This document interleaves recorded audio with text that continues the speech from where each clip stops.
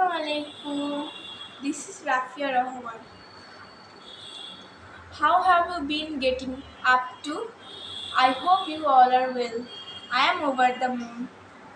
তো আজকে আমরা জানবো সেন্টেন্সের তো ভাগ আমরা জানি, কিন্তু একটা সেন্টেন্সকে কয়টা ভাগে ভাগ করা যায় তা সম্পর্কে জানবো। যেমন আই গো টু স্কুল, এটা কি অ্যাফার্মেটিভ সেন্টেন্স, এটাকে আমরা নেগেটিভে বানাতে পারবো, এটাকে নেগেটিভ ইন্টারোগেটিভ বানাতে পারবো, এটাকে ইন্টারোগেটিভে বানাতে পারবো। তো বললাম আই গো টু স্কুল, এটা তো অ্যাফার্মেটিভ, এটাকে নেগেটিভ বানাতে হবে। I don't go to school, এটা নেগেটিভ। তারপরে জানবো negative interrogative, don't I go to school, এটা হচ্ছে নেগেটিভ ইন্টারোগেটিভ। এরপর জানবো do interrogative, do I go to school, মানে অ্যাফার্মেটিভ হচ্ছে হ্যাঁ বোধক, যেটা আমি যাবো। নেগেটিভ হচ্ছে না বোধক, যাবো না। তবে নেগেটিভ ইন্টারোগেটিভ হচ্ছে আমি কি স্কুলে যাব না, এরকম। আর হচ্ছে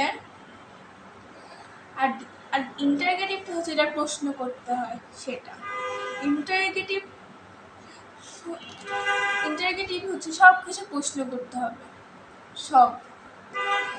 ইন্টারোগেটিভ বোঝার সহজ উপায় হচ্ছে প্রথমে হচ্ছে অ্যাক্সিলারি ভার্ব, তারপর হচ্ছে সাবজেক্ট, তারপর ভার্ব, এরপর যতটুকু বাক্য আছে এরপর যে প্রশ্নবোধক চিহ্ন। এরপর আরেকটা বাক্য দিয়ে শিখি আমরা, I will go to college, এটা কি, এটা হচ্ছে অ্যাফার্মেটিভ।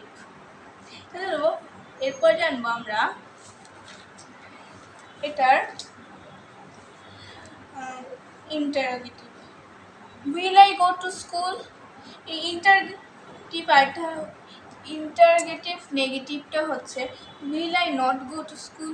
এই will I not go to স্কুলকে আমরা আরেকটা ভাগে বলতে পারবো, won't I go to school. Will plus not, won't. উইলের সাথে নট হইলে এটা ওন্ট হয়।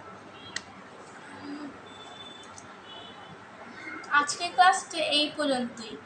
সবাই টপিকটা ভালো করে বুঝে গিয়েছেন, তো এই টপিকগুলো ভালো করে বাসায় প্র্যাকটিস করবেন, তাহলে আপনাদের অনেক গ্রামার পয়েন্ট পড়ার সময় সুবিধা হবে, কারণ প্রত্যেক গ্রামার একটা একটা গ্রামারের সাথে যুক্ত করা। আসসালামু আলাইকুম।